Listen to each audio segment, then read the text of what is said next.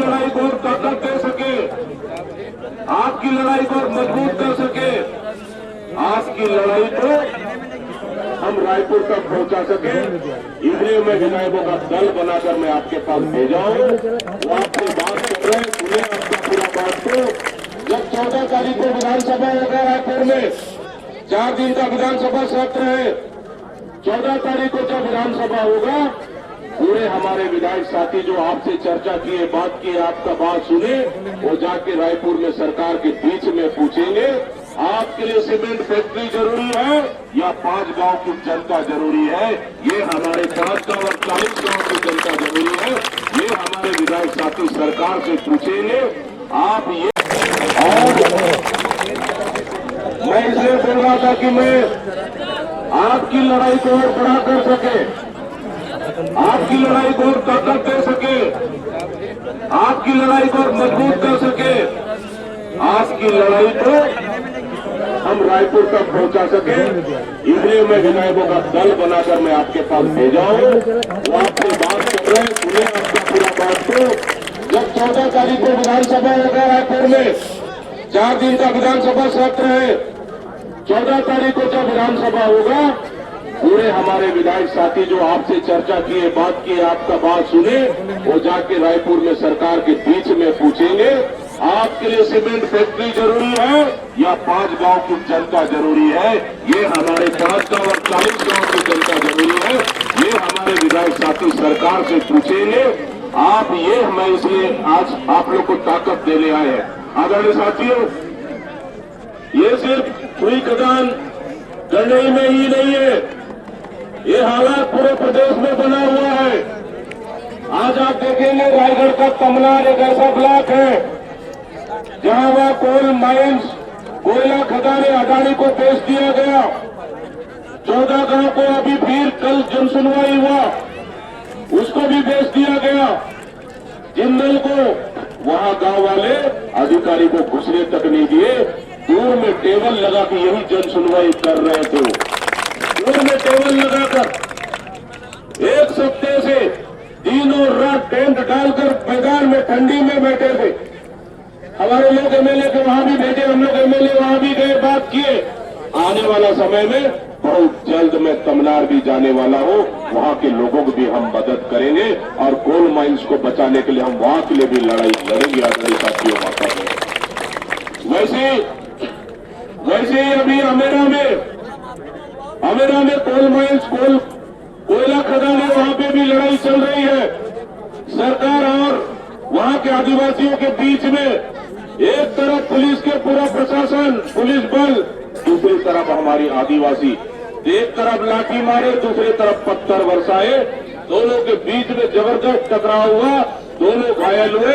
वहां पे भी कल जाकर इंद्र साहब मंडल को, वहां पे भी जांच टीम में मैंने बुलाया था इनको, वहां पे भी विधायकों को भेजा था, वहां भी जांच टीम कल जाके आए हैं, उस मामला को भी उठाएंगे। पूरे प्रदेश में यही हालत है। हम बात करें रायगढ़ का, हम बात करें सरगुजा का, हम बात करें खैरागढ़, सुईकदान गंडई का, हम बात करें बस्तर का, सभी जगह यही हालत है।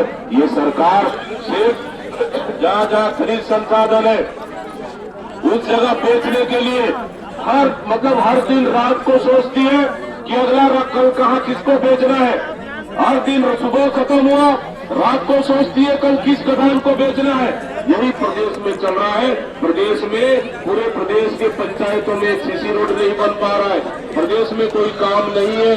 सरपंच और सरपंच सचिव पूरे पंचायत खाली बैठे हुए हैं, 1 रुपए का कहीं काम नहीं है, काम देने के बजाय। लेकिन सरकार सिर्फ जमीनों को छीनने का काम कर रही है, कहीं आदिवासी का जमीन तो कहीं तो किसानों का जमीन सिर्फ छीनने का काम कर रही है।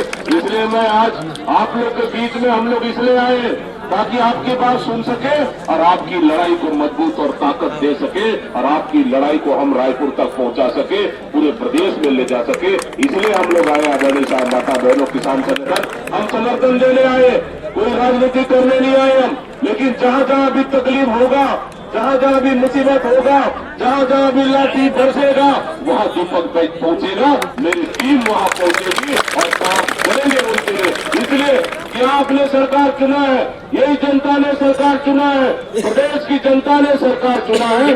सरकार का मकसद है जनता के साथ बात करना है, उनसे संवाद करना है। आपके गांव में चूना पत्थर है, हम इसको निकालना चाहते हैं। आपकी क्या विचार है, देना चाहते हो कि नहीं देना चाहते हो? आप बात कर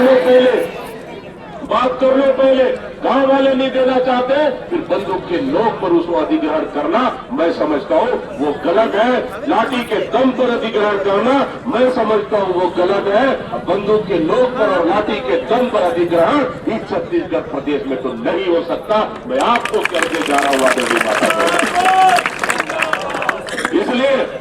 इसलिए मैं कह रहा हूं, हाँ, इसलिए मैं कह रहा हूं कि अगर कलेक्टर को आके आपसे सीधा बात करना चाहिए, एसपी को सीधा आके आपसे बात करना चाहिए, सरकार को सीधे आकर आपसे बात करना चाहिए, पूछना चाहिए, बताओ वो देना चाहते हो कि नहीं देना चाहते हो, स्पष्ट पूछना चाहिए।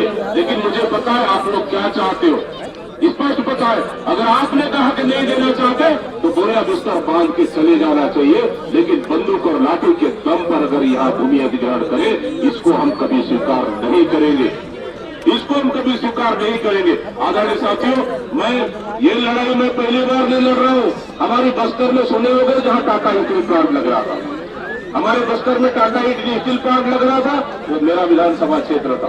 उस समय मैं विधायक नहीं था। 2006 से लेकर ये 12 का बात था, 2013 में तो हम लोग विधायक बने। गिरवर जंगल साथ में हम लोग विधायक रहे। गिरवर जंगल जी का है, इसके साथ हम लोग 13 से 18 साथ में हम लोग विधायक थे। ये तो 2006 से लेकर 12 तक हमारे बस्तर में, मेरे लोंडीगुड़ा ब्लॉक में टाटा स्टील प्लांट लग रहा था। 12 गांव जा रही थी, 5000 हेक्टेयर जमीन, मतलब लगभग 10,000 एकड़, और करीबन पूरा 10 गांव एक तरफा घर से लेके पूरे गांव जा रहा था। गांव वालों ने विरोध किया, टाटा को घुसने नहीं दिया, कलेक्टर को घुसने नहीं दिया, अधिकारियों को घुसने नहीं दिया, पूरे गांव को रोड को जाम करके रख दिया। बता दो अब किधर से आप आओगे या जन सुनवाई करोगे? पूरे गांव एक